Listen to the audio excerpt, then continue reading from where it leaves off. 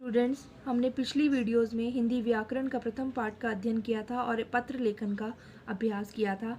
आज हम हिंदी रीडर का फर्स्ट लेसन पढ़ेंगे, जो कि एक कविता है जिसका नाम है ध्वनि। ध्वनि कविता के रचयिता हैं सूर्यकांत त्रिपाठी निराला। इस कविता में कवि ने निराश हताश जीवन में खुशियाँ भरने की बात की है, जिससे वह प्रत्येक मानव के मन में उत्साह का संचार कर सके।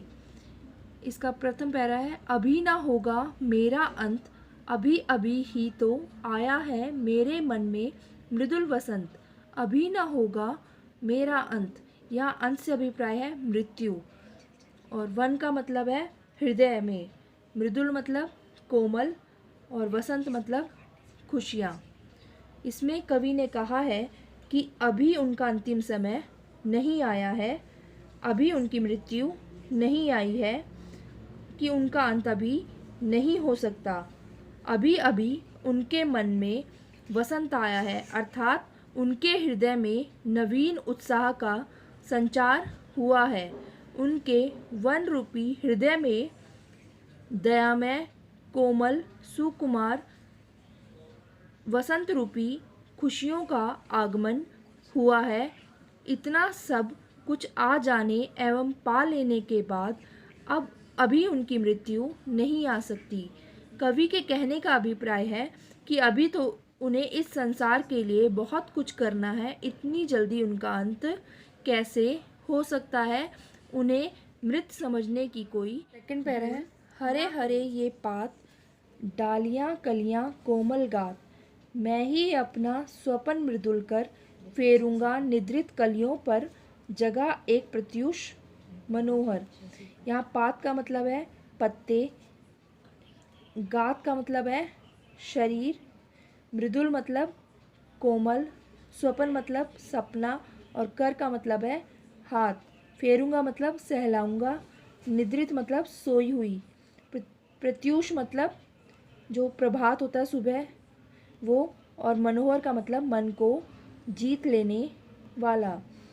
इन पंक्तियों में कवि कहता है कि मेरे जीवन रूपी वन में अभी अभी तो वसंत आया है, अर्थात मुझ में उत्साह का संचार हुआ है।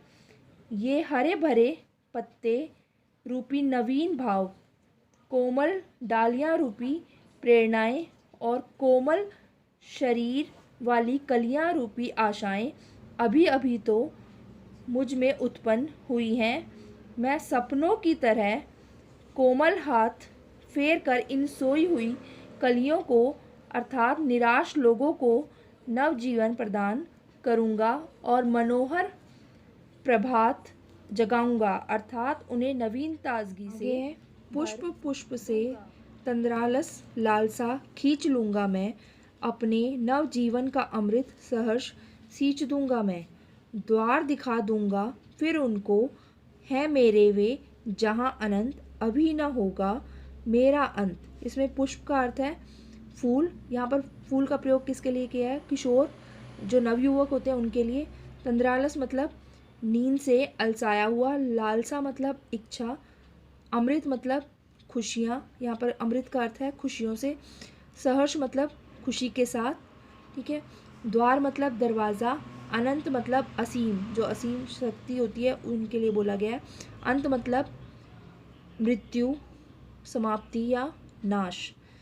इसमें निराला जी कहते हैं कि मैं प्रत्येक फूल रूपी किशोर का नींद से उत्पन्न आलस्य दूर कर दूंगा, कि उसे नींद से जगा दूंगा, उसमें नव संचार भर दूंगा, अपने नव उत्साह से, अपने जो नव उत्साह उनके अंदर आए हैं कवि के अंदर, उनसे वो उत्पन्न होने वाले अमृत मतलब जो खुशियाँ हैं उनको लोक मंगल के लिए प्रसन्नतापूर्वक अर्पित कर दूंगा।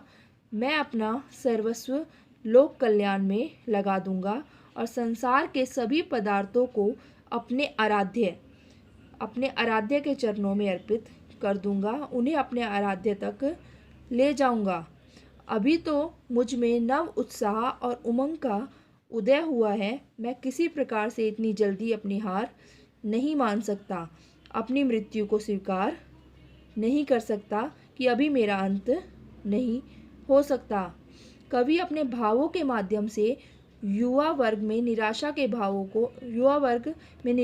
भावों को दूर करना चाहता है और बताना चाहता है कि अभी उसके जीवन में वसंत आया है, मतलब खुशियाँ आई हैं और नव संचार हुआ है, नव उत्साह उसके जीवन में आया है, अभी उसका अंत आपने आज पढ़ी है ध्वनि कविता।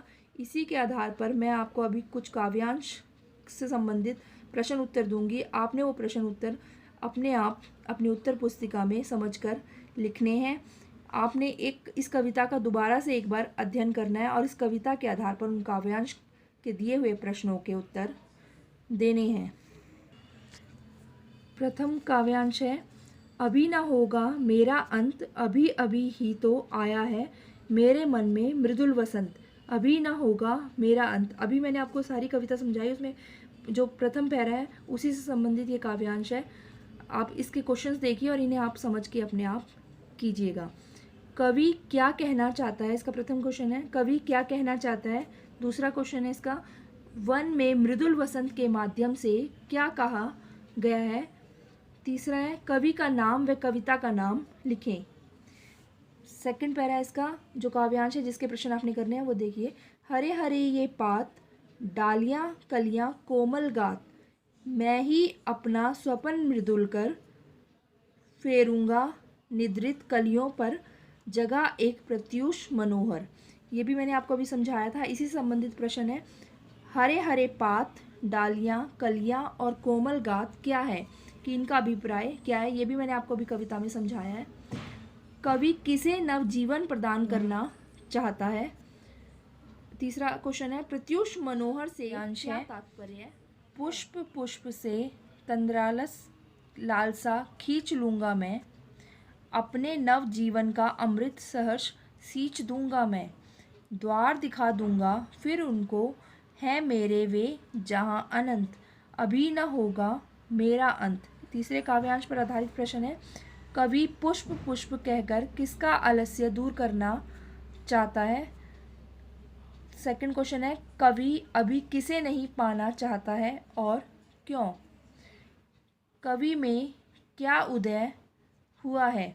ये 3 प्रश्न इस तीसरे काव्यांश के हैं। आपने तीनों काव्यांश पर आधारित सभी प्रश्नों के उत्तर अपनी उत्तर पुस्तिका में लिखने हैं और इस कविता का एक बार फिर से अध्ययन करना है।